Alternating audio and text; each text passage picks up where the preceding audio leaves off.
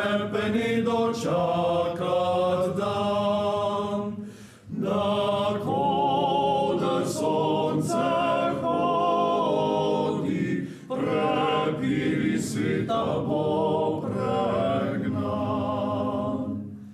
Darojak,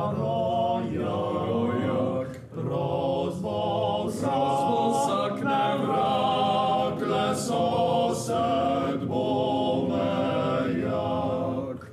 Darojak, prozvol sakne vrak, le sosed bo nevrak, le sosed bo mejak.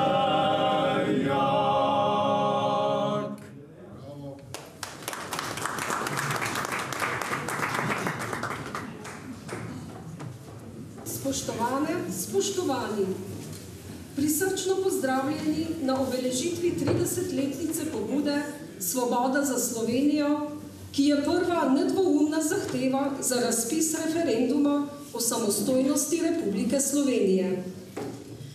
Današnjo prireditev smo začeli s himno Republike Slovenije v izvedbi pevske skupine Koledniki zrake.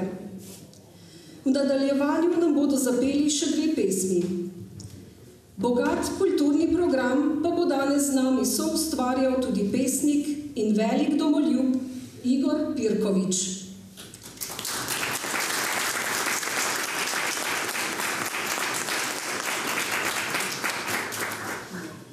Kot vsak narod je tudi slovenski vedno hrepenel po samostojnosti od karantanskih knezov naprej. Dogodki z konca 80-ih let prejšnjega stoletja so voditelje naroda navdali s pogumom, za stoletno hrepenenje po lastni državi udejanjijo in izpeljejo. Tako je 13. marca leta 1990 socialdemokratska mladina, predhodnica Slovenske demokratske mladine, kot prva politična organizacija v Sloveniji zahtevala razpis referenduma za samostojno Slovenijo. V svoji pobudi so izrazili skrb, da se zahtevi po samostojni Sloveniji izogibajo vse politične stranke. Napovedala je, da bo takoj po volitvah preko svojih predstavnikov v parlamentu Republike Slovenije zahtevala razpis referenduma, na katerem se bodo državljani Republike Slovenije svobodno odločili o bodočem statusu svoje države. To so bili adrenalinski, a lepi časi, ki so nas navdali z zanosom in ponosom, podobno kot danes ob nastajanju vlade. V imenu občinskega odbora Združenja VSO Krško-Kostanjevica na Krki vas vse lepo pozdravljam. Še posebej cenjene goste, ki nas bodo v nadaljevanju programa nagovorili. Vsem želim prijeten večer. Značilnost slovenskih domoljubnih pesmi je, da opevajo lepoto slovenske zemlje od Triglava do dolenjskih in belokranjskih gričev ter od prekmurskih ravnic do modrega slovenskega morja. Pesem Domovina mili kraj nam bodo zapeli pevci Koledniki zrake. Svoje pesmi pa nam bo prebiral Igor Pirkovič. Na njegova besedila je v glasbenih veliko nagrajenih pesmi, tako narodno-zabavnih ansamblov, kot zabavnih skupin in solo pevcev.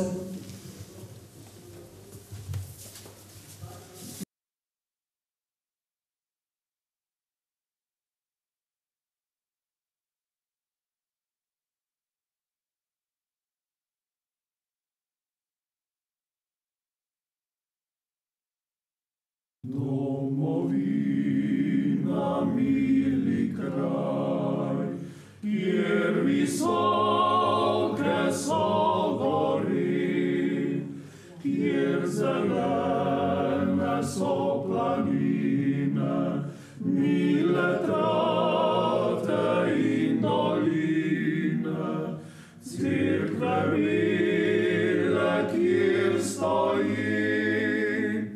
Domovina mili, mili kraj, domovina, mili, mili kraj, domovina, mili kraj, domovina, mili kraj, domovina, mili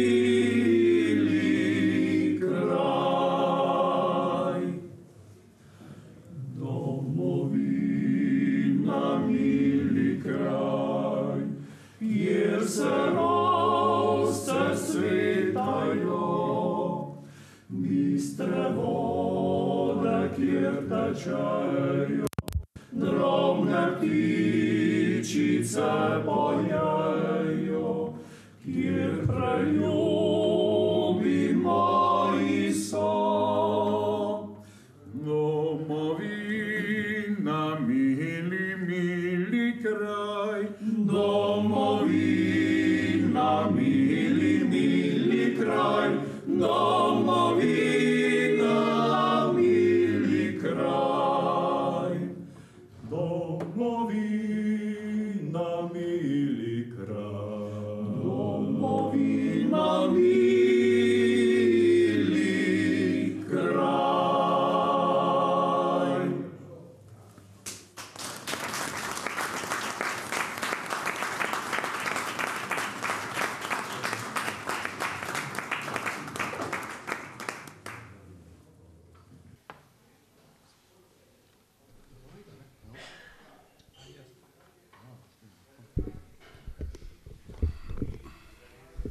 Dober večer. Slovenija ni velika, je pa velika. To je ta igra besed, če govorimo o samozavesti. Upam, da bo v prihodnje malo več nacionalne samozavesti. Imamo radi tuja sonca in pomladi, smo odprti navzven, a moramo jasno in nedvoumno povedati, tukaj in doma, da imamo radi svojo domovino. Prišel sem iz osrednje Slovenije, zamenjal ene par tipov pokrajin, skoraj podnebje, vse skupaj sem porabil 1 uro slabo. A se zavedamo, kaj imamo na tako majhnem koščku? Na tako majhnem koščku imamo vse. Lahko na velikem kosu ne imeli bi nič. A zdaj to imamo in zdaj je, kar je. Za vse te zaklade ne rabimo prič. Na tako majhnem koščku, kako to izgleda? Je prav posejano, preveč nametano, smo mar si zavist nakopali soseda? Sploh ne, le pesmi sledite za mano. Kot prt bi razgrnil in nanj bi postavil bogastvo pregrešno najboljših dobrot. Pri vsaki bi se za trenutek ustavil in že bi k naslednji odnesla te pot. Ta prt je Slovenija v nedarih raja, dobrote pa biseri so domovine. Posuti povsod so, da skoraj ni kraja, ki ne bi si časa vzel za spomine. Na tako majhnem koščku pa toliko prostora za najbolj čiste slike. Za sonca, ki zlatijo, za čustva in dotike. En tak poklon Sloveniji, slovenski domovini, čeprav sem bil svetlobna leta daleč, da bi kaj tazga se slišala danes na Prešernovi proslavi v Cankarjevem domu, so pa poudarjali vse drugo kot slovensko kulturo. Še eno bom zdaj povedal, preden začne osrednji govornik, ki je bolj pametnega povedati. Leta 90 boste govorili, ne? To je bilo leto, ko je bilo eno izmed ključnih ali pa najbolj ključnih, ko so se rojevali v narekovaju tisti sinovi ali pa očetje slovenskega naroda, tisti, ki so prišli v pravem trenutku, ki so se na prav način v pravem trenutku izpostavili, tvegali in potegnili narod za sabo. Tisti, ki niso se stopali z oblasti, ker niso imeli sam kam se stopati, ker so bili desetletja odrinjeni. Pesem o očetu naroda. bom prebral. On si je upal in trnil navzlic ga notranji klic pognal je k državo gradit. Ker on si je upal in ni spraševal, ali čas je ta prav, da končno presekamo nit s prejšnjo državo, ko zvezda zastavo krasila je rdeča, ki mnogim nesreča in žalostna slika bila je velika. A on si je upal, po mizi je udaril, dovolj je zavpil. Saj narod slovenski ne bo dovolil, da bi še naprej teptali mu sanje, in ker brezpogojno zaupal je vanje, je naroda hčere pognal in sinove, in z njim odklenili so temne okove. Ko svoje postoril je, zdi se prerano, od niti odločanja vzel je slovo, vendar največji, kot dobro je znano, tlakujejo pot in dalje gredo. Jože Pučnik.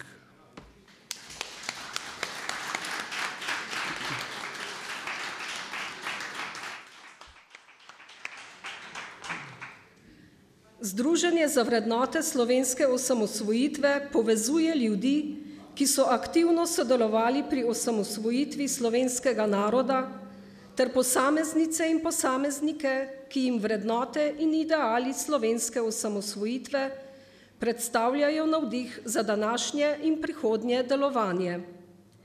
V združenju je prostor za ljudi vseh političnih, verskih, ideoloških in nazorskih prepričanj, ki jim vrednote slovenske osamosvojitve predstavljajo temeljni vrednostni okvir svojega delovanja. K pozdravnemu nagovoru vabim predsednika pokrajine VSO Posavje, gospoda Romana Zakška.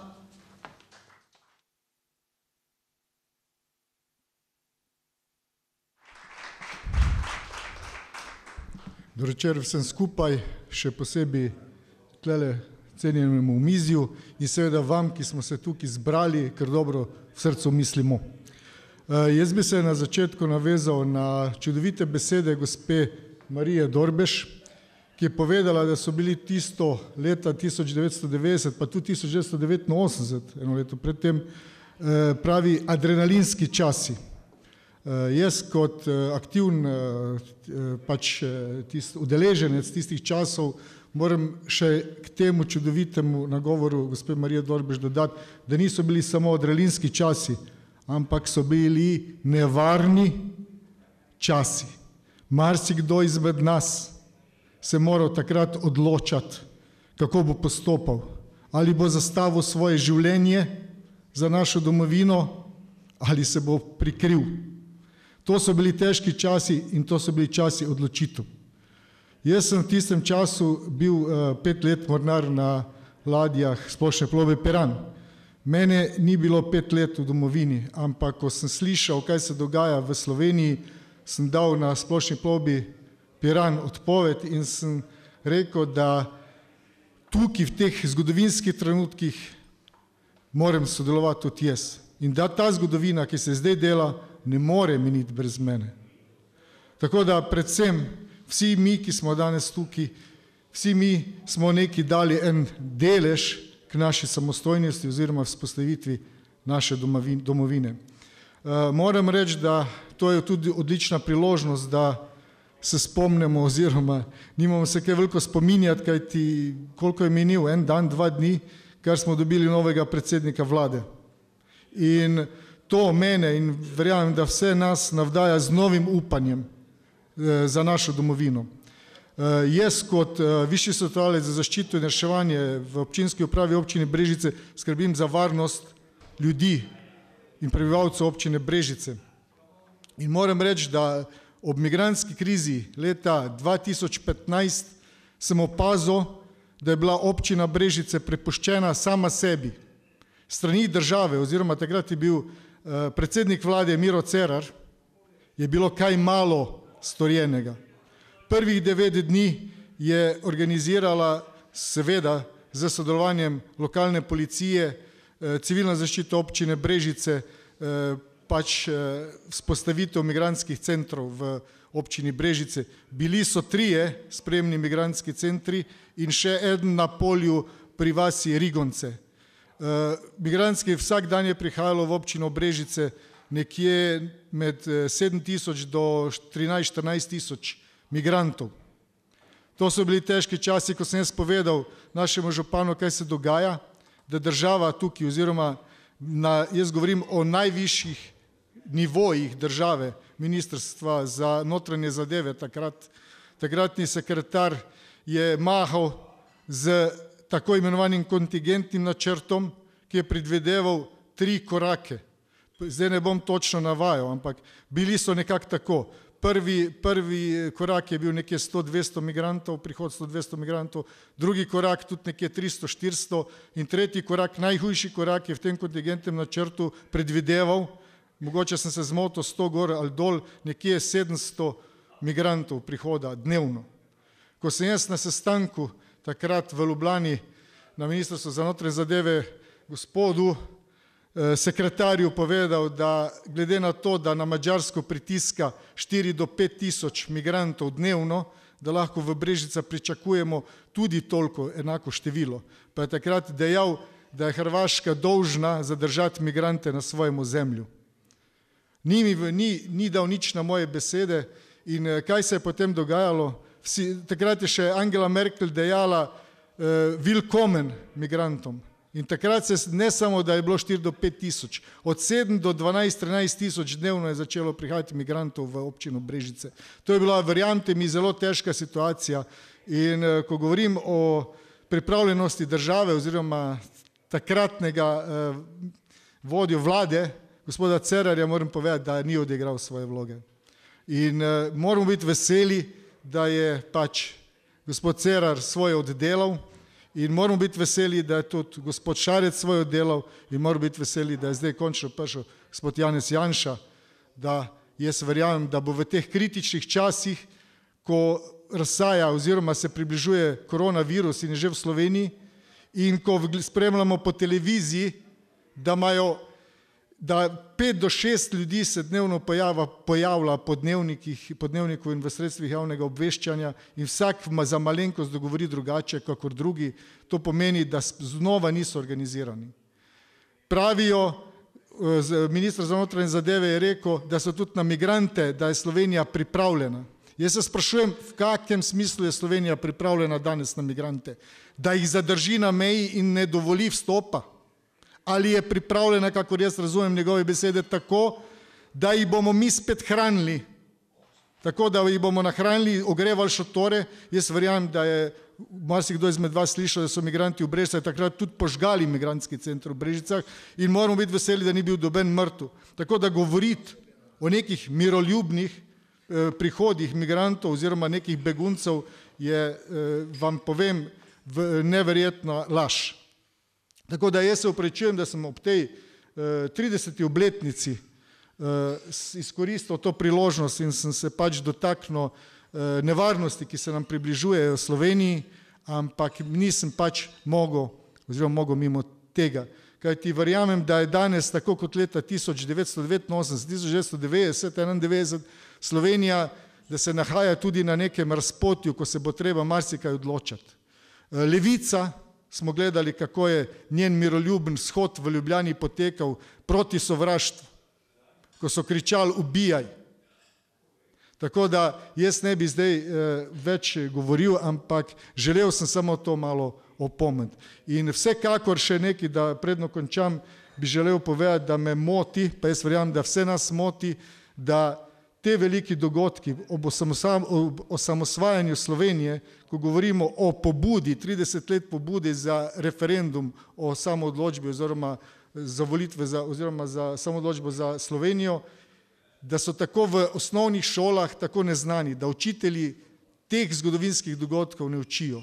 Žalostno tudi, da gospod Slavko Kmetič, ki je bil tista leta, ko je bilo tudi seveda zastavljeno marsikaj, svoje življenje smo zastavljali in da je organiziral sindikat strojevodij, ki so preprečili mitinge resnice v Sloveniji. Tudi to je zamolčano in to ni prav. In jaz verjamem, da bo zdaj sicer ne vem, kdo bo bil minister za šolstvo, ampak jaz verjamem, da je potrebno in je prišel končno čas, da se v osnovne šole prične učiti naša slovenska zgodovina. Ne samo polpretekla zgodovina, ampak tudi 500, 1000, 2000 let nazaj. Hvala lepa za vašo potrpežljivost in poslušanje. Hvala.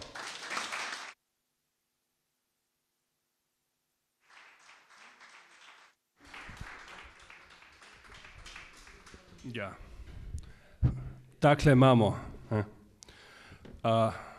Gospod Kmetič, prašte koga, kolikrat je bil gospod Kmetič pa gospod Krkovič kot živi zgodovinski priči pri kakšni uri zgodovine v osnovnih šolah in srednjih šolah. Za Krkoviča vem, da je bil enkrat in nikdar več, ne, se pravi prvi zadnji še nikoli več, ker so cel škandal naredili češ, da se je nekako izmuznil, ker je na eni ljubljanski šoli blagovolil govoriti, kako se je takrat branila Slovenija.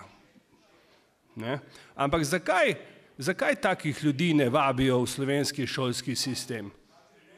Zakaj? Zato, ker so domoljubi. Kdo pa je domoljub? Kdor je domoljub, le ljubi domovino. Ne pušča na cedilu je, ko klecne kdaj s koleni, še bolj takrat zadiha njeno angelsko bližino, da strumni kakor prej postanejo koraki njeni.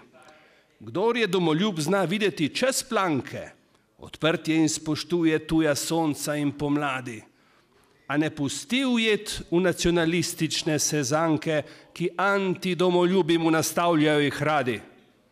Kdor je domoljub, še ni zaradi tega s politiko v spregi na tej aloni strani, čeprav obraz nastavi, koga kdo okrega, kdo čigar interesi so že zdavnaj razprodani. Kdor je domoljub, se s tem ne napihuje, ker to je nekaj, kar v srcu nosi, po gričih in dolinah naših in ko gre na tuje, cvetov morje pod svojimi koraki tam na trosi. To je resnica o domoljubju, o domoljubni pesmi, kar hočejo obarvati v neke temne sence nekega nacionalizma in sovražnosti do drugih. Sprevrženo. Treba je tudi vedeti, kdo je takrat nastavljal glavo za določene stvari, ne? To bi morali večkrat izpostavljati in mladi v šoli ne vejo. Ne vejo, ker jih ne zanima, ampak zato, ker jim tega ne predstavijo. Takrat se je določena struja izpostavila, takrat se je pač izpostavil Demos in njegovi posamezniki. Drugi so bili pa prisiljeni to, ker so se bali romunskega zgleda. Saj ni problema, ampak treba je povedati, kdo je tvegal. Po bitki so radi vsi generali, v prvih so vrstah in z luknjo v spominu, pozabljajo, da so zavore držali, medtem ko so stopali drugi po plinu. Presneto nerodna je ta amnezija, medtem ko še včeraj si drl se proti. Ko vidiš, kako se zadeva odvija, naenkrat pozabiš, da bil si v zmoti. Nič hudega, vendar je treba priznati, kako so takrat se razpletale niti. In kdo je do zadnjega čakal pred vrati, preden se sploh je odločil stopiti? Kdo bil je takrat za novo državo? Čigavi nameni bili so res čisti? Kdo le za sanje prodajal je glavo? Demos je tvegal in ne komunisti.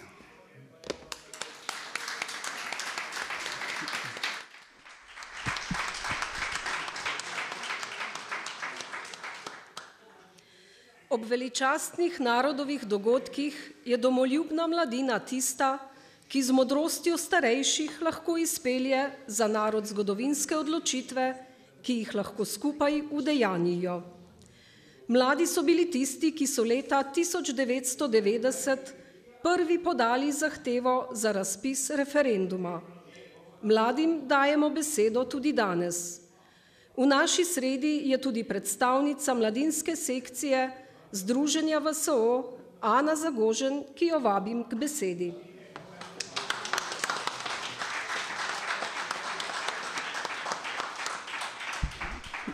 Najlepša hvala za besedo. Dragi prijatelji, čast mi je, da vas lahko pozdravim na tem slavnostnem jubileju. Letos praznujemo 30. obletnico svobode slovenskega naroda.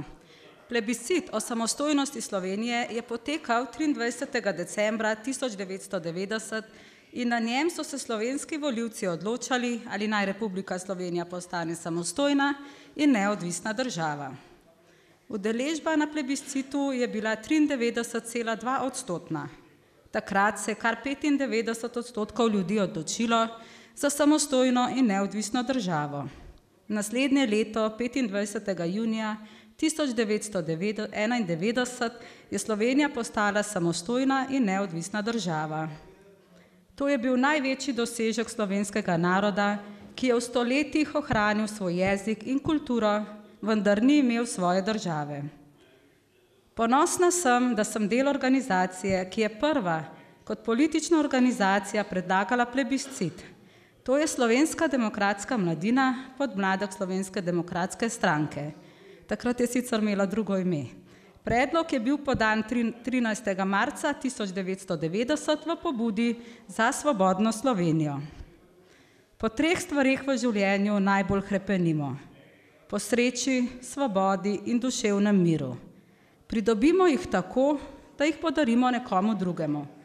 Ampak najprej moramo to najti v sebi. To pomeni, da se moramo osvoboditi. Tako kot smo se osamosvojili, se moramo tudi osvoboditi. Veseli in ponosni smo lahko na teh zmagovitih 30 let. Kultura, tradicija, identiteta, to so vrednote trdnega naroda in slovenski narod piše bogato zgodovino. Sama sem iz srca hvaležna vsem, ki ste se zavzemali za domovino Slovenijo.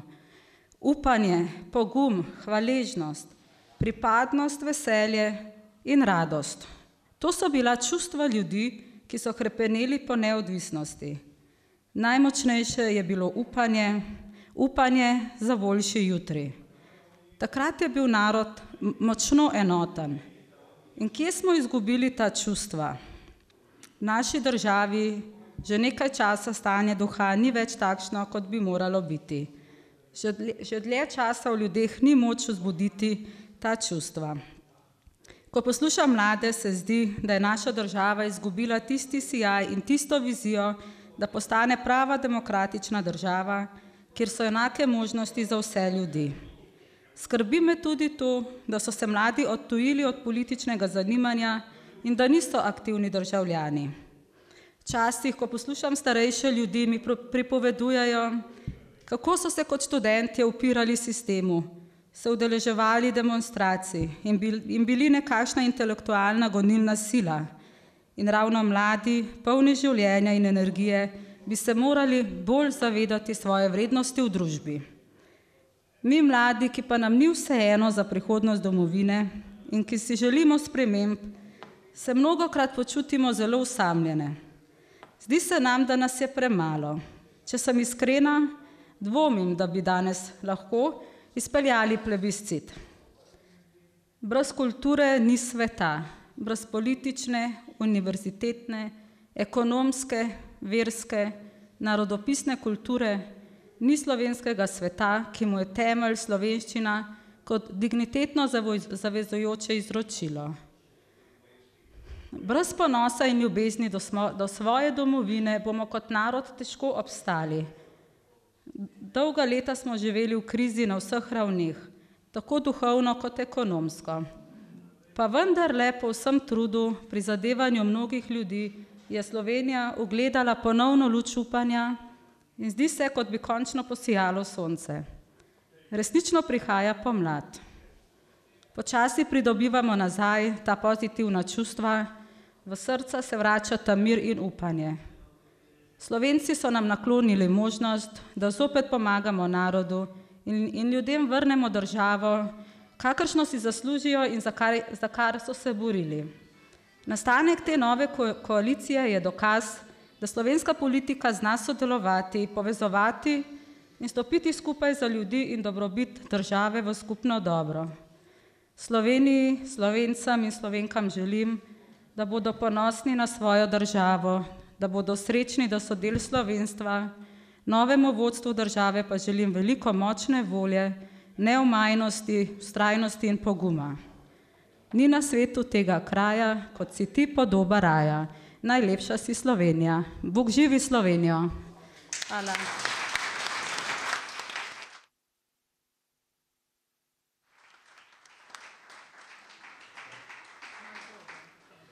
Tam smo doma, kjer ptica zarana ravnice budi. Tam smo doma, kjer lipovo cvetje opojno dehti. Tam smo doma, kjer nagelj dekletu na oknu cveti. Koledniki zrake.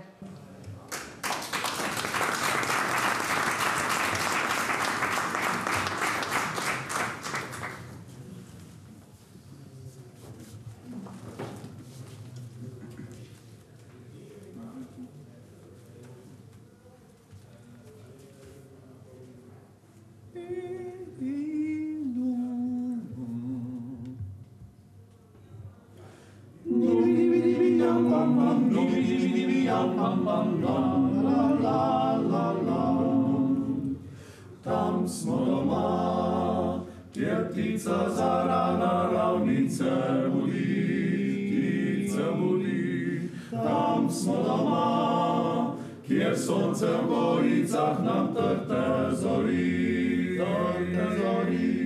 Tam smo doma, kjer zemlja visoko v nebo zakipi. Tam smo doma, kjer morje obliva sipine in skalne čeri. Tam smo doma, kjer lipovo cvetje opojno dehti, Tam smo doma, kjer nagelj dekletu na oknu cveti. Tam smo doma, kjer zari večerni namave zori. Tam smo doma, kjer fantovska pesem ubrano na vas izveni.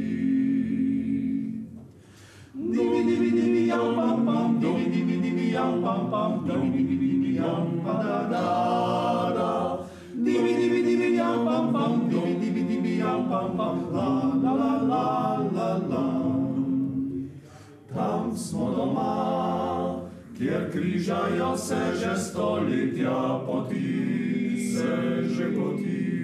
Tam smo doma, kjer vihra nam vsaka sledove pusti, Tam smo doma, kjer cvetje spomladi se spet obnovi. Tam smo doma, kjer rastejo zdrave mladike in rod se krepi. Tam smo doma, tam smo doma, kjer je naša Slovenija. Tam smo doma, tam smo doma, kjer je naša Slovenija.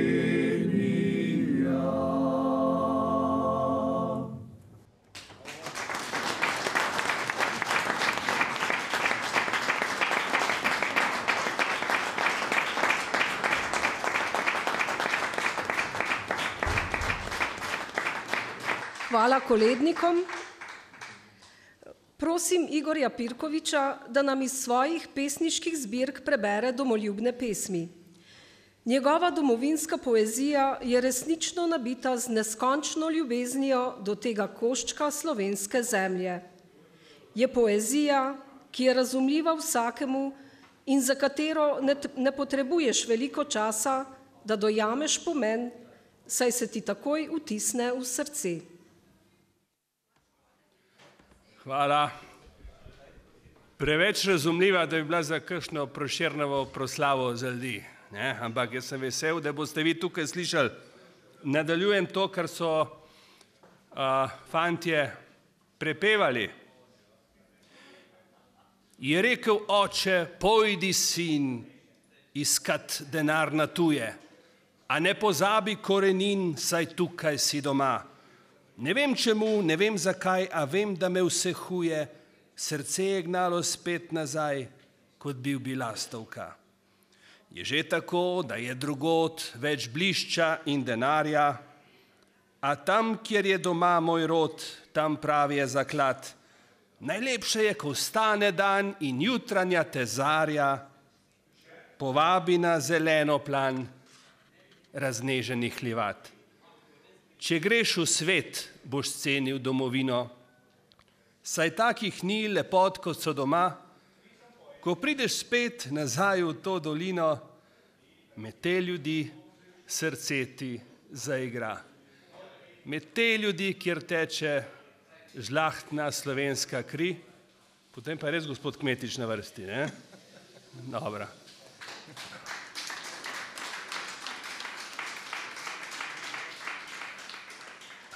Tle imam jaz dve zbirki, če bo lahko polce tudi podpišem, ampak berem iz ene in iz druge. Žlahtna je slovenska kri, je tudi uglasbena. Brane Klavžar z Borisom Kopitarjem pojejo takole. Sloveniji pesem naj pojem, saj daje mi srečo in dom. Slovenija v srcu je mojem, nikdar je zapustil ne bom. Se seli z očeta na sina, se z matere seli na hčer, modrost, da nam le domovina prinaša spokojnost in mir. Kjer Jadran se z Alpami ljubi, kjer sonce pregrize meglo, kjer Griče kravnico poljubi, kjer Mavrica briše nebo, kjer dom je in kjer je ognjišče, pretaka slovenska se kri. Tam najde si vsakdo, kar išče, tam pustil bom svoje sledi. Žlahtna je slovenska kri, stoletja se pretaka tot, spleta niti, da ohranja se slovenski rod. Žlahtna je slovenska kri, od naših dedov do otrok, naj nikoli ne usahne njen življenja tok.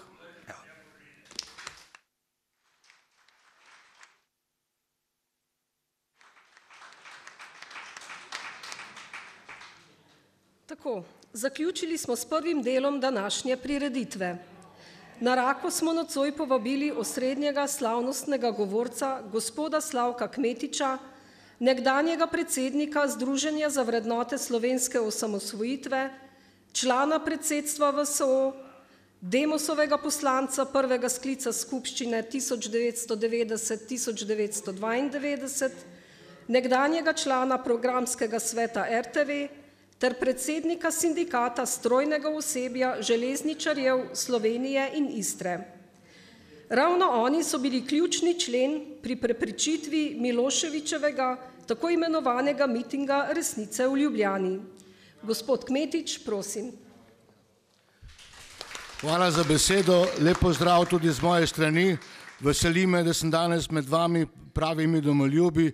Bil sem pa tudi, imel to čast, da sem bil izvoljen kot prvi poslanec demokratične skupščine, tudi verjetno z vašimi glasovi, kajti bil sem izvoljen v 8. volilni enoti.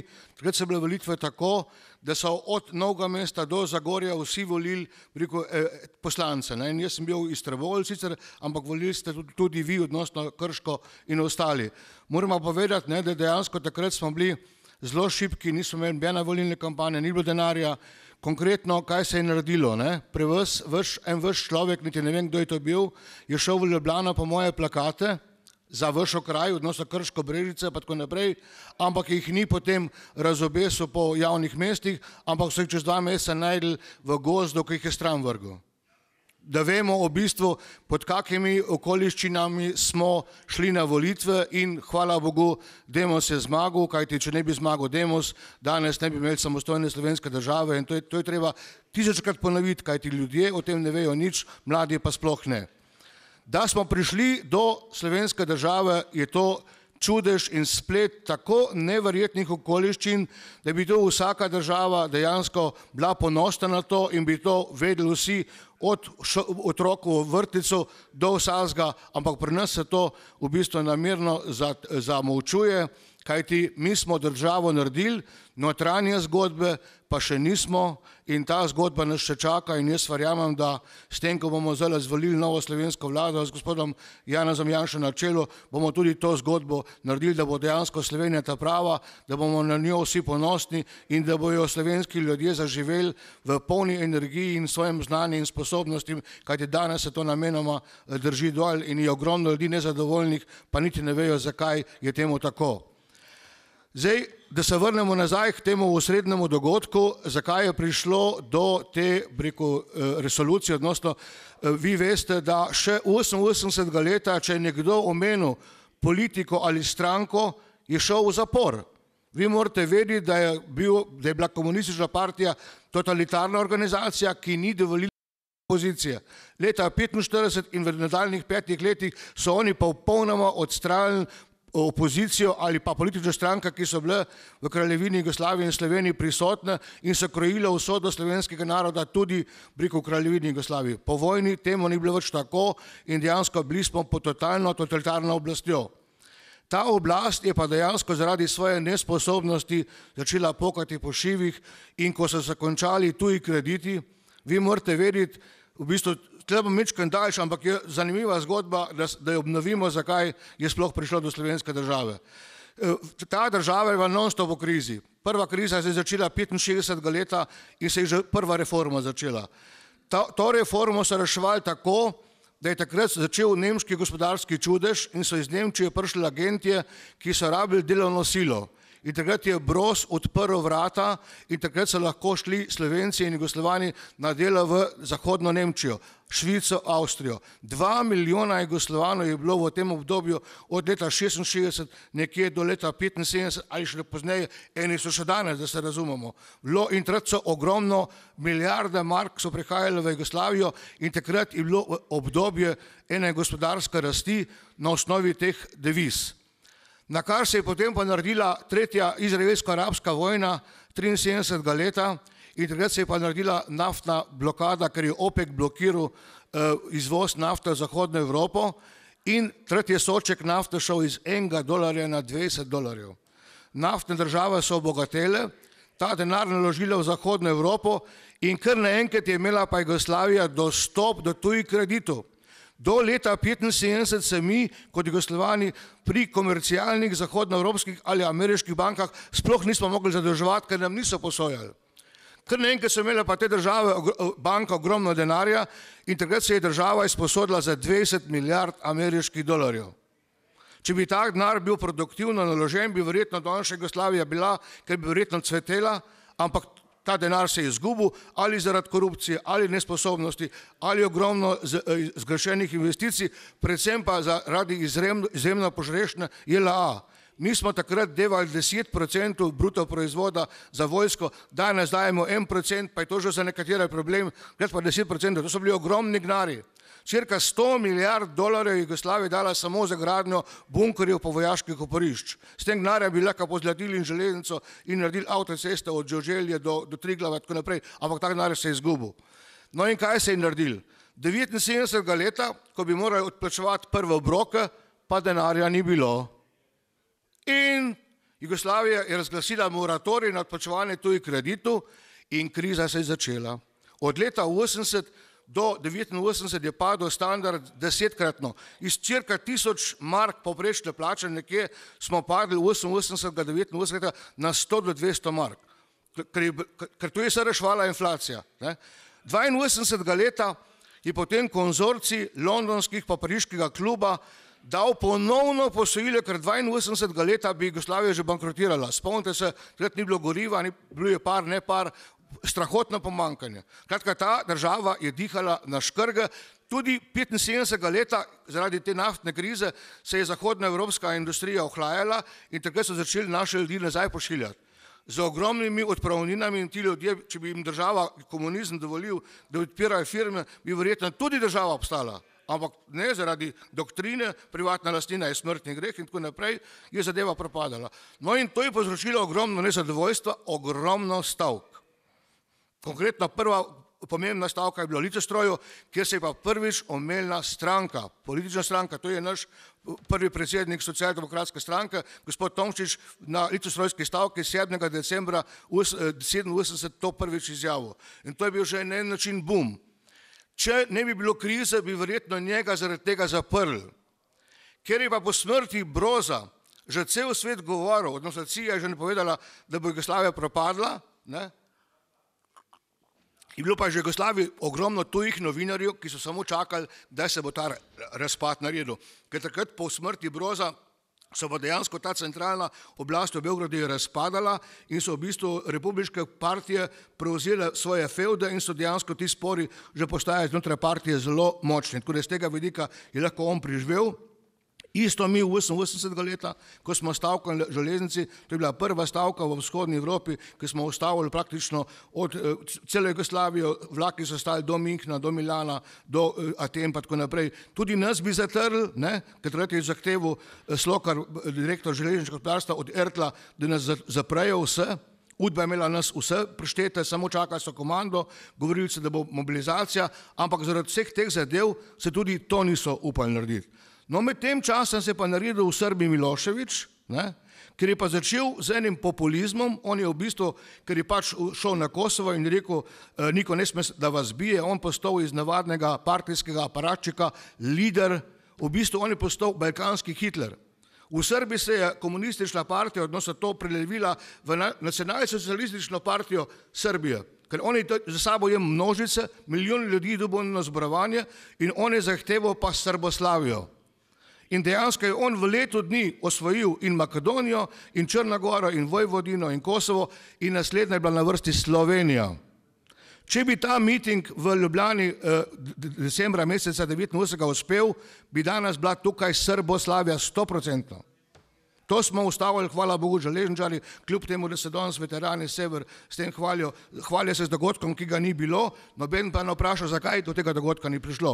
In ko se bo odprli arhivi v Beogradu, se bo dejansko videli, zakaj je Božur, vodstvo teh mitingašov, ta miting odpovedal. Tako da to je prvi pomemben dogodek pri osamosvojitvi Slovenije. Preprečili smo Srboslavijo in pa takrat je srbska SZDL napovedala trgovinsko vojno Sloveniji.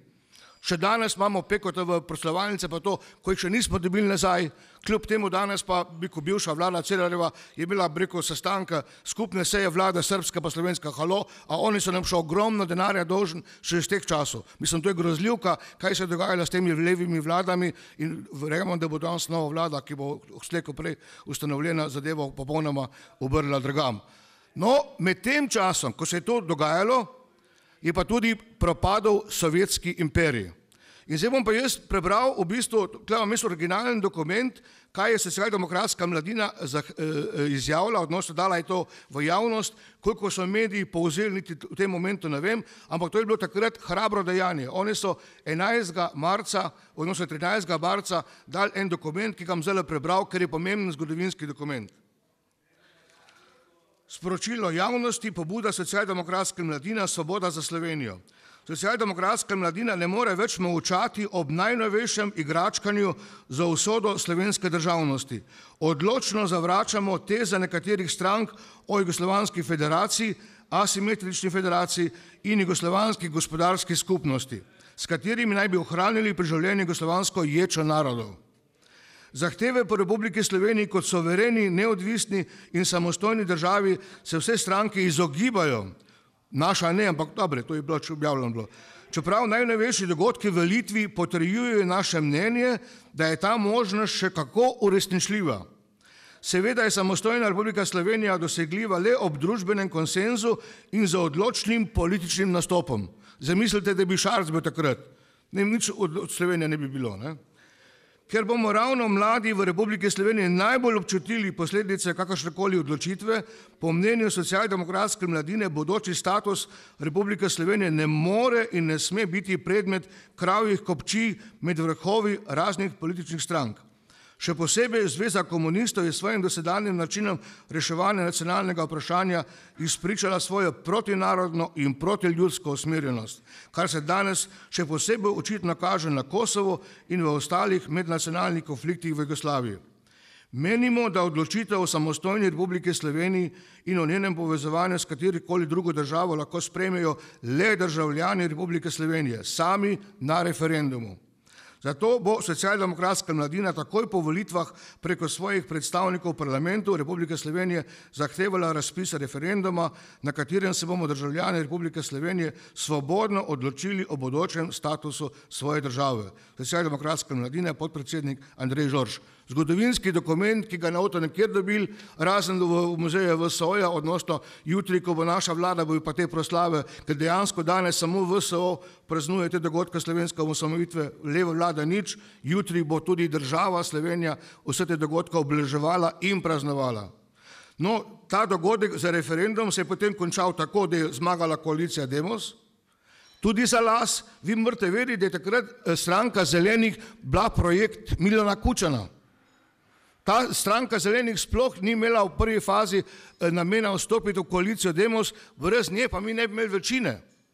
Franci Feltrin, podpredsednik Združenja VSO, je bil tisti odločilni človek, ki na skupščini Zelenih z enim glasom večine preglasoval, da so oni sprejeli sklep, da grejo v Demos. To so dejansko tako velika naključja odnosno od posameznikov v daljni okoliščini na sestankih se je kreirala usoda slovenske države in naroda. Skratka, Zeleni so potem stopili zraven in smo naredili.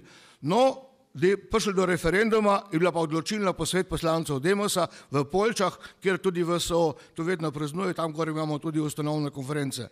Tam smo pa od 126 poslancev Demosa, nas je bilo gor samo 70, sestali smo se v največji tajnosti, ker smo se bali, da nas bo JLA v bistvu napadla, odnosno observirala. Vi morate vedeti, da se je to dogajalo ob 24 pripadnikih JLA-ja, ob ogromno oficirji, ki so bili tle, da ne govorimo o Kosu, pa tudi v bivši službi državne varnosti, ki je bila sicer pod komando Demosove vlade, ampak dejansko jim nismo mogli v celoti zaupati. Z tega vidika je bila ta tajna sestanka obvezno nujna. No in tam smo sprejeli zelo težko, to so bile težke debate. Lejte, vi morate vedeti, da slovenska država ali pa ta naša vlada ni imela nobenega zaveznika v tujini. Ko danes gledate mednarodne dogodke, ko so konflikti v Siriji, v Libiji, to vedno so zadnji vele sile. Pri nas ni bilo nobenega. Konkretno v Poljčah, ko smo bili, ko smo se pogovarjali, pride gospod Rupel noter, prav fante, nič ne bo, danes je konzul iz Pariza povedal, State Department, se pravi ameriško zunanje ministrstvo, nasprotuje slovensko osamosvojitvi. To je bilo, kot da bi nas nekdo z škafom mrzle vode polil. Kaj pa sedaj? Mi v bistvu brez vojska, brez vsega, kaj naredimo. No, med tem časom, če tu bom pozneje še rekel parih besedah razložil, te mejnike, je pa že tudi Krkovič, pa gospod Janša, gospodu Pučniku povedal, da pa mi že imamo manevrsko strukturo. Tudi to je fenomen znotraj teritorijalne obrambe, ki je bila v bistvu komunistična tvorba. Pod komando beograjskih generalov smo mi ustvarjali novo slovensko vojsko pod poveljstvom Krkoviča, Janša in Bavčarja. Fenomeno, o katerem danes nobeden nič ne ve. No in to so Pučniku povedali, tako da je v tej naši dilemi, kaj narediti, je potem prišel Pučnik z enim, rekel, takim govorom, kot ga je on znal, rekel, fante, tu je edina šansa, tudi gospod Janša je rekel, zdaj ali nikoli. Četrt ne bi sprejeli odločitve, vprašanje, kaj bi se dovijali, ker mi smo v zgodovini dejansko najdeli par minut, da smo se spustili skupaj. Pogledajte danes Katalonijo, pa tako naprej. To so neverjetne stvari, kaj se dogajalo. No in tam smo potem ta sklep sprejeli in potem, hvala Bogu, bi referendum in slovenski narod je odločil, tako kot je odločil. Ta zgodba se je pa začela za socialdemokratsko mladino. Zakaj so pa oni tle omenili Litvo? Je pa tudi pomembno, ki danes mi ne vemo. Vi veste, da je sovjetski imperij, že razpadal po šivih in da so Sovjeti okupirali baltske države prvič leta 1940 in potem po koncu vojne 44. leta. 89. leta, 20. avgusta so pa te države zvedle, ker gore je bil pa Gorbačov, ker je že preko perestrojke dovolil enoglasnost in tam so prišli dokumenti iz Kremlja, v katerem so dobili tajne protokole pakta Ribbentrop-Molotov, kjer so se ozmenili, ker je Hitler dovolil Rusom Stalinom, da okupira baltiške države. No in ti ljudje so v protest 23.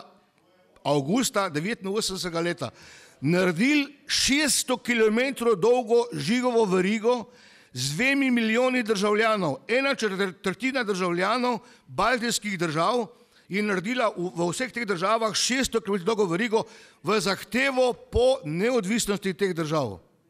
Tukaj se omenja Litva, ravno z tega naslova to govorim.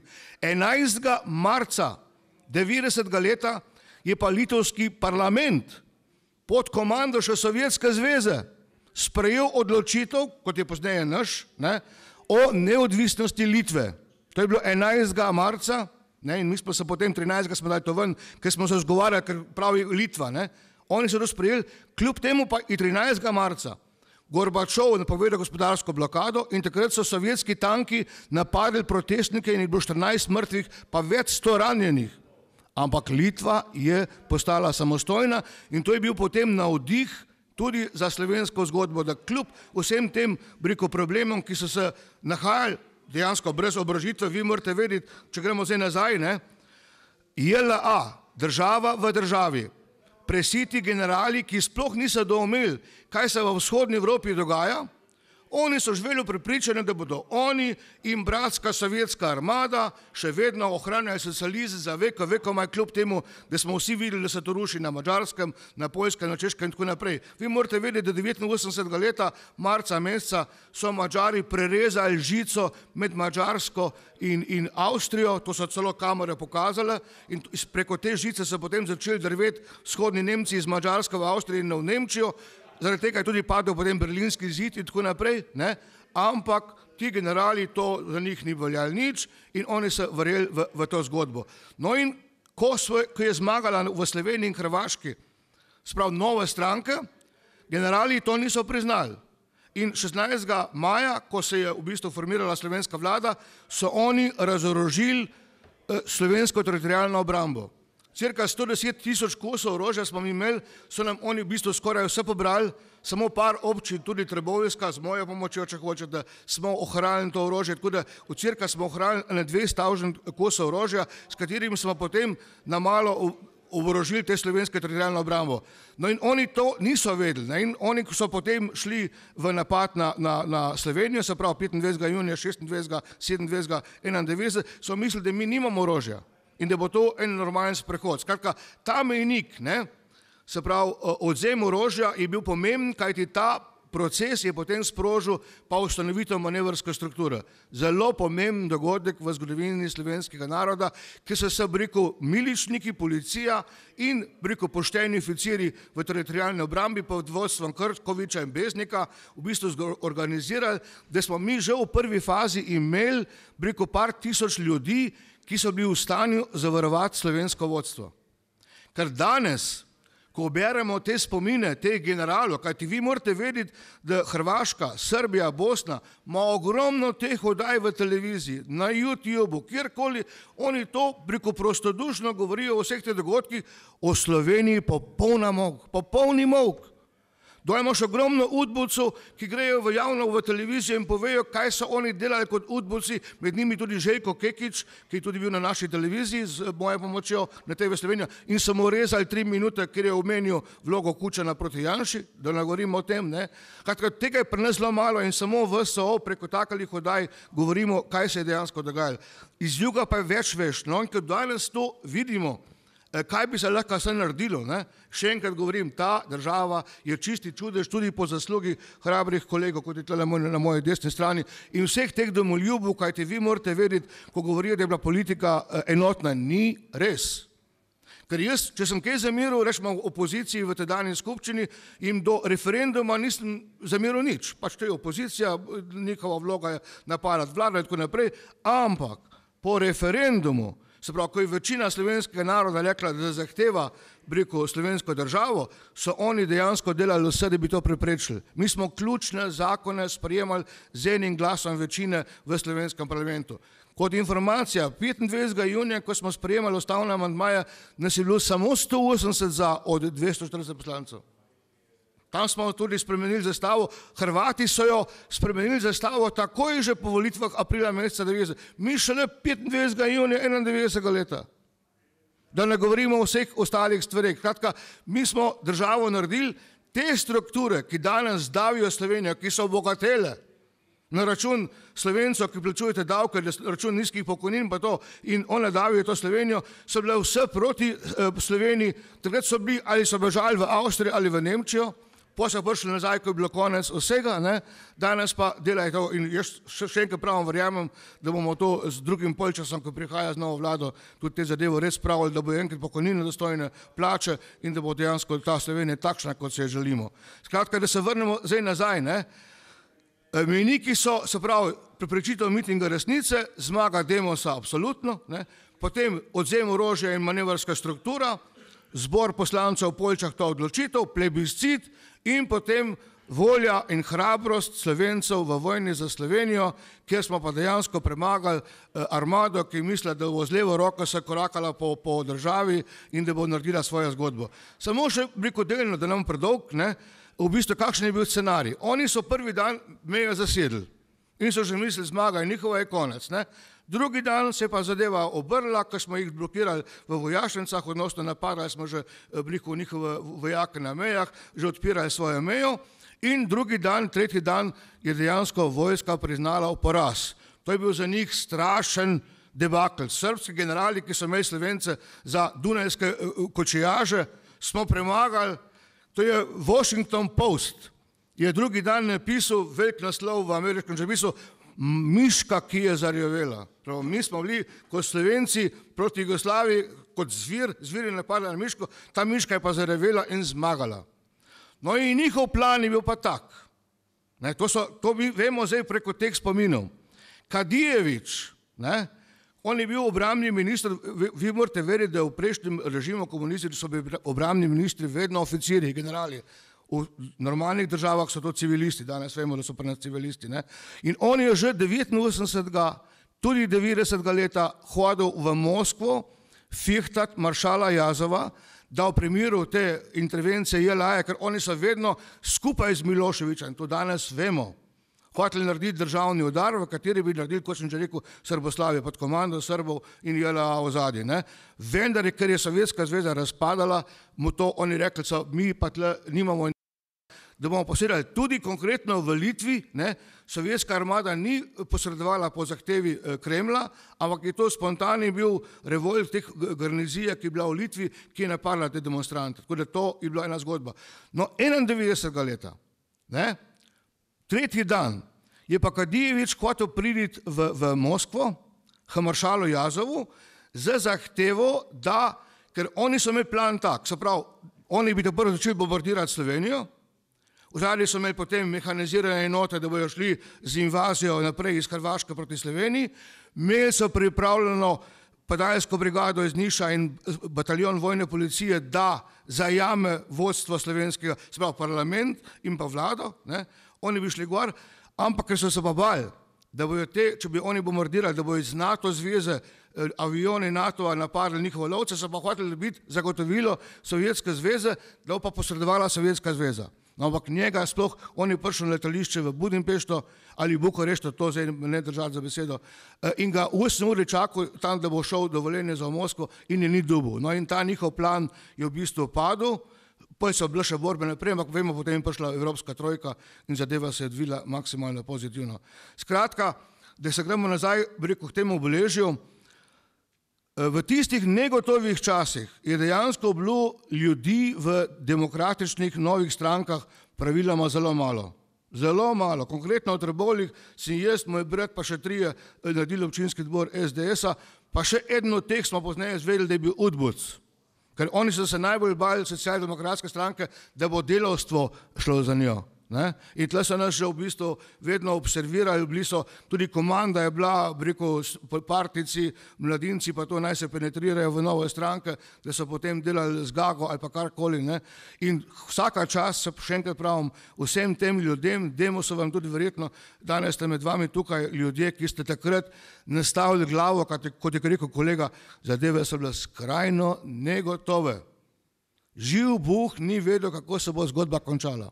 Pozneje, 94. leta mi je gospod Pučnik pokazal spisek, on je bil predsednik komisije za povojne poboje in je najdel v arhivu Državnega zbora spisek, ko je Kos JLA-ja imel spisek, cirka 500 ljudi nas je bilo v spisku za likvidacijo, cirka 2500 pa, ko bi oni zmagali, pa za konc logor v Niš, da bi to odpeljali. Tudi nižji oficirje teritorialne obrambe so imeli vse observirane in so rekli, evo, ko bomo mi zmagali, boste vi vsi plačali ceno za to, kar delate. Skratka, ta hrabrost, koliko so se ljudje tega zavedali, niti ne vem.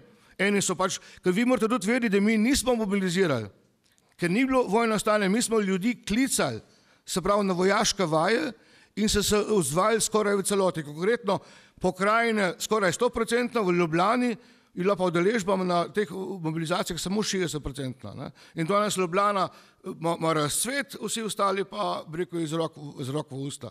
Da vemo v bistvu za zgodovino, za naprej, zakaj še šlo. Skratka, tudi ta poziv te socialdemokratske mladine je bil takrat dejansko, še enkrat ne vem, koliko je bilo medijsko to, rekel, v časopisih povedano, ne vem, ampak bilo je pa ena bomba, kajti takrat so potem pa začeli že novinarji srbski pa to na teh konferencah ali pa tiskovnih spraševati, Kučan je rekel, jaz bom za Jugoslavijo, Pučnik je rekel, jaz bom za Slovenijo in takrat so že oni videli, da se ta diferenciacija dela, ampak v zadnji je bil pa scenarij JLA-ja. To je tudi zanimivo, okrogla miza, ki je bil pred leti v Beogradu, ko so sami beograjski intelektualci rekli, groza bo, ko se bo odprli arhivi vojaški JLA-ja, ker Srbija ima tako, da po 30 letih odpira arhive civilne, vojaški so pa zaenkrat še kar zaprti in tam se bo dejansko videl, kak scenarij je vojska imela, ko bi po njihovem zmagala, kaj bi z nami ali pa s temi ljudmi, ki smo se opirali tako tudi v Hrvaško pa Bosni, vemo potem, kaj se dogaja na Hrvaško pa Bosni, mi smo se tega rešili, tako da še enkrat, da končam, rekel, ti dogodki so najbolj slavni dogodki v zgodovini slovenskega naroda, leto 89, 90, 91 je dejansko tako skoncentrirano, da se tega v zgodovini, ne vem, če je bilo v preteklosti, kdajkoli tazga možno, se pravi enotnost naroda, neomajna volja, pa hrabrost vrhov. Se pravi, še enkrat vrnem nazaj gospoda Pučnika, on je prišel z Nemčije dol, on bi lahko gor živel, pa samo plosko pa televizijo gledal, ampak je prišel in pravi ljudje na pravem mestu so naredili državo Slovenije. In z tega vidika še enkrat hvala njihovemu spominu in vsem tistem, ki so tudi zastavili. Hvala lepa.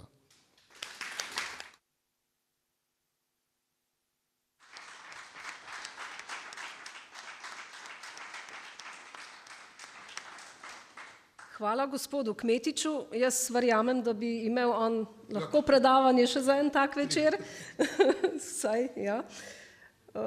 Tako, gospoda Igorja Pirkoviča poznamo z RTV-ja. Je eden redkih novinarjev poleg Jožeta Možine, ki se bori za verodostojno poročanje na naši nacionalni televiziji. Prosim, če ima še mogoče kako pesem, da bi... Ja, to je edino, kar znam delati v življenju. To z veseljem pišem, se ni problem napisati, problem je izdati, pa zato sem vesel, da to pride med ljudi. Bi se pa rad ustavil za trenutek pri govoru, ki ga je imel gospod Kmetič, tudi zame, ki poznam te stvari, je marsikaj novega. In jaz bi sem gospoda Kmetiča vprašal eno stvar. Takrat se tisti miting, železniški sindikat je ustavil zadevo v Sloveniji. Tle bi bila Srboslavija. Verjetno bi padla tudi Hrvaška v tem primeru. Če bi padla Slovenija, bi padla tudi Hrvaška, z levo roko. Tako da tle je potem to za gospoda Feltrina. Veliko je takih stvari, ki jih ne vemo in vsaka je bila odločilna, verjetno. Tako je, ja. To pomeni, da je bilo to zgodovinski trenutek, ki če ga ne bi izkoristili, se ne bi več ponovil. Nikoli več. Ni šans. Prvi zadnjič pa nikoli več smo imeli šanso in smo jo v celoti izkoristili. In grozljivo je potem pa to, notranjih struktur, pa nič. Glejte, primer, če dovolite, samo sekunda, ko je hotel, Toplak, jaz sem bil v družbeno-političnem zboru, Toplak je hotel zamenjati, te kadre komunistične, je prišel Bučarju, kot predsednikov skupščine, da bi to zamejil, in mu on rekel, ne, glav pa ne bomo rezali. Ne, in nismo nič menjali. Šele potem, ko je dokazano videl, da je ene stvari izdajala, je lahko zamenjal. Da ne govorimo o tem, zopet zanimivo. Jaz sem bil tudi v Komisiji za nadzor državne varnosti. Septembra meseca sem jaz zahteval, da te udbovce spisek javno objavimo. Bavčar je bil proti, pardon, to moram javno povedati. In tudi poslanci Demosa in nismo te vzglasovali in danes se nam pa to maščuje. Tako je to na svetu. Domače stvari se nismo upali in to, ko govorijo o lustraciji, objektivno nismo mogli. Lejte, samo zgodba. Mi smo imeli trodomno skupščino, to je edinstven unikum norosti enega parlamentarizma. Ampak kaj se je naredil? Samo v Sloveniji pa Hrvaški smo volili trodomno skupščino. S tem, da v Hrvaškem so na prvi seji vse tri zbore združili v enega. Mi smo to hoteli narediti, pa je zbor združenega dela to blokiral, tam so bili pa večinoma komunisti, še danes noben ne ve, na kakšnem principu je teh 80 ljudi iz fabrik prišlo v parlament. Mi so pa enako moč kot zbor občin, ki je bil izvoljen, in mi kot DPZ izvoljen. Nič. In to nismo mogli premakniti in karkoli smo hoteli sprejeti kak zakon, so oni to obstruirali in zgodba je padla. Potem na jugu, so imeli pa volitve, so imeli pa že volitve in Srbi in Bosanci pa to v enodomno skupščino. Mi smo pa ustrajali do britkega konca. Da ne govorimo o tem, da smo hoteli imeti tudi večinski sistem 92. leta, pa Bučar ni pustil, pa tako naprej, pa tako naprej. Se opravičujem. Ja, hvala res za te podatke iz prve roke, ki so zelo pomembno, da jih sliši veliko ljudi, da so te stvari tudi v javnih medijih predstavljene. To je res, da pogledajte, mi nimamo festivala domoljubne pesmi, mi nimamo niti enega filma z domoljubno vsebino, kar je nezaslišano. Ne žalite več domovine. Ne žalite več domovine, saj ne da ni prav, ker bi jo prizadelo, saj ne da bi šlo do srca in globine, a sebe črtite in vas bo bolelo. Ne žalite več domovine, češ da je zaplankana, da je vsa bedna. Dovolj mi je tega, ker dan več ne mine, da ne bi ujel, kako malo je vredna. Ne žalite več domovine.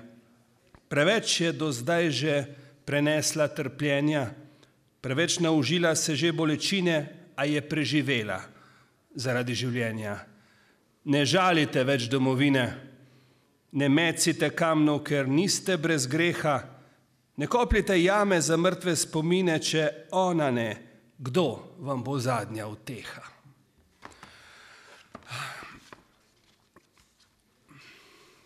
Kaj je zdaj, še zima? Je to koledarska, kot se reče? No? No, prihaja pa. Lepa je zima kot pravljica snežna, boža poletje prek vonja livat. Pisanih barv jesen je deležna, a najbolj očara slovenska pomlad. Ta nam na novo je upanja vlila, šla skozi viharje nabrušenih kos. Vetru sprememb je razširila krila in izklesala brezmejni ponos. Pomlad ne zamuja, pomlad vedno pride, ko čakaš nestrpno odprtih jo rok. Počakat se splača, saj več ne odide, po svetlih poteh njen odpelje te tok. In ta najde ročbo in naj ne omaga, ker sad je poguma in upanja sad. Predraga je cena bila nje, predraga, zato verjemimo v slovensko pomlad.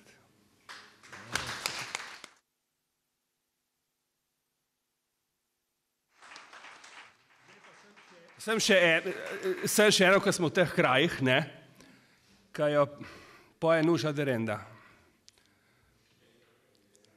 Lepa je, ker moja je, v sebi nosim jo, njene gore biserne, morje in nebo.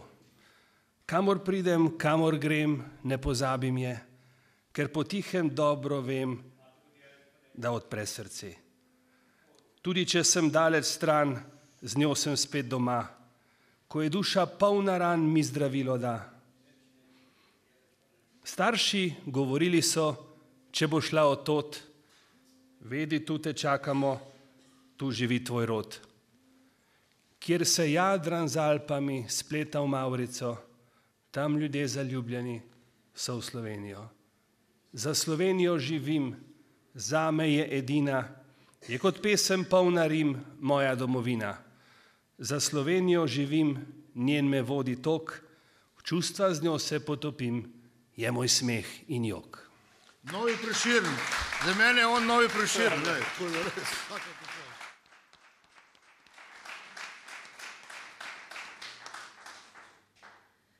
Z domoljubno pesmijo, poezijo in mislimi smo ta večer začeli in tako smo ga tudi zaključili. Hvala vam za udeležbo, hvala gostom za spodbudne besede, za spomin na veličastni čas slovenskega naroda, ko smo dobili svojo državo. Naj vas povabim, da se pridružite našemu združenju, pristopne izjave so tukaj na mizi. Hkrati vas vabim, da obiščete Muzej slovenske osamosvojitve, ki je prvi tovrstni muzej na Slovenskem.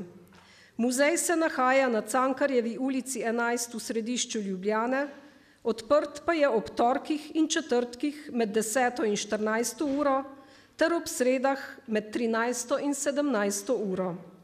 Ukolikor bi bilo večje zanimanje, lahko organiziramo skupinski ogled. Še nekaj pomembnih obvestil. 5. aprila se bomo udeležili dneva zastave pri pomniku Geos. Konec junija bomo pri spomeniku v Zalokah obeležili spomin na bitko v Krakovskem gozdu, nato pa sledita še dve obeležitvi, in sicer prva v novembru v NATO center odličnosti v Poljčah ob obletnici odločitve Demosa za plebiscit o samostojni Sloveniji, ter v decembru spominska slovesnost v Kočevski Reki v počastitev prvega postroja brigade Moris, kjer je, kot je dejal predsednik osamosvojitvene vlade Republike Slovenije, gospod Lojze Peterle, prvič zadišalo po slovenski vojski. Gospod Pirkovič ima s seboj nekaj svojih pesniških zbirk, ki jih lahko kupite. Zbirko vam bo z veseljem tudi podpisal. V spomin na današnje druženje gostom poklanjamo lončarski izdelek, keramika in lončarstvo Kržan, Alojz Kržan, ter Evingaj čebelarstvo Jože Cemič, oba iz Zalog. Po zaključku prireditve ste vabljeni, da skupaj nazdravimo naši domovini Sloveniji. Srečno Slovenija, Bog živi Slovenijo!